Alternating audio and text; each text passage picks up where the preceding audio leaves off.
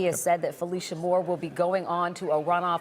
But Kasim Reed, the former Atlanta mayor, and Councilman Andre Dickens have been battling it out. We're going to go live now to John Schierick, who has been at the Dickens campaign, I believe. Is that correct, John?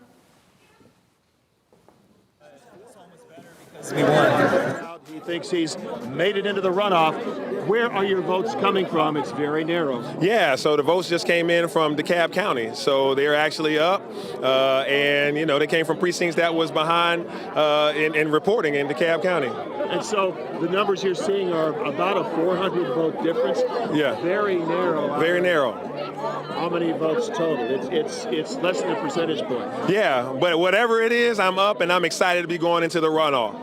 You just told this crowd a lot of people had written you off. Yes. A lot of the pre-election polls showed you down in the single digits. Right. What happened in the last week or two? Well, I don't know what happened in the old polls because they were way off from what we knew on the street.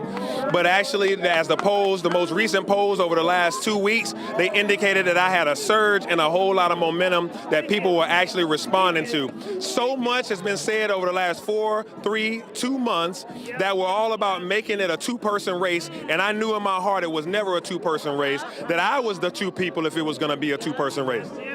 You came into office, you've won 2 citywide elections on the council, 2 at-large seats. You came into office 8 years ago for your first term, just when Kasim Reed was winning his second term. You served with Kasim Reed. What do you think changed people's minds about him, who was elected and then re-elected and tried to make a comeback? Yeah, the people actually became disappointed in 7 people that were indicted or went to jail for corruption under his administration. And so now they've turned away from that and they wanted a fresh start with a leader who can bring the city back together, run an ethical government, and actually deliver upon the promises that the city wants. How will you differentiate yourself compared with Ms. Moore, Felicia Moore?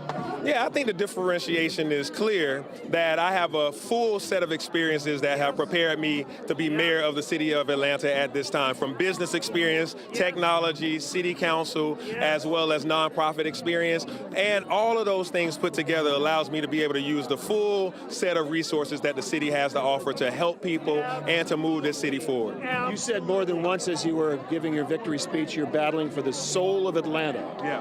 How does that translate to the next 3 weeks of a campaign against Felicia Moore, who can make the same claim? Yeah, what I'm talking about is how the city actually feels about itself. What does fairness, what does equity, and what does progress look like? And how do we do that together?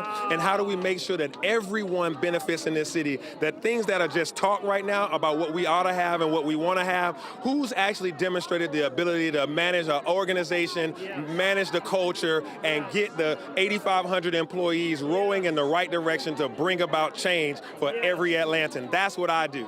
I mean, crime, homelessness, hopelessness, education, these major issues that people in Atlanta want the next mayor to solve. How are you going to do it? What have you been telling people that you think got them to vote for you this time around? Yeah, see, I'm an engineer, so I'm a problem solver. I will make sure I run this city well, I'll run it with integrity, and I'll make sure it runs well for everyone. This is about how to set objectives, goals, and use data and the resources of others to be able to help us bring about these changes that we need. So this is about just pure leadership and making sure that the organizational behavior of Atlanta's government works well. This is about strategic planning, and the things that I do in the private sector, we'll bring those into the public sector to streamline government.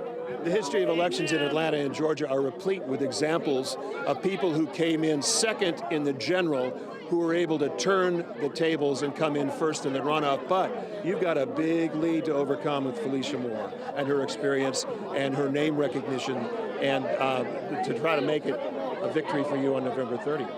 Yeah, you sound like the people that talked 3 weeks ago when I was at 5% by some trumped up poll. I don't have to prove that. I just proved it.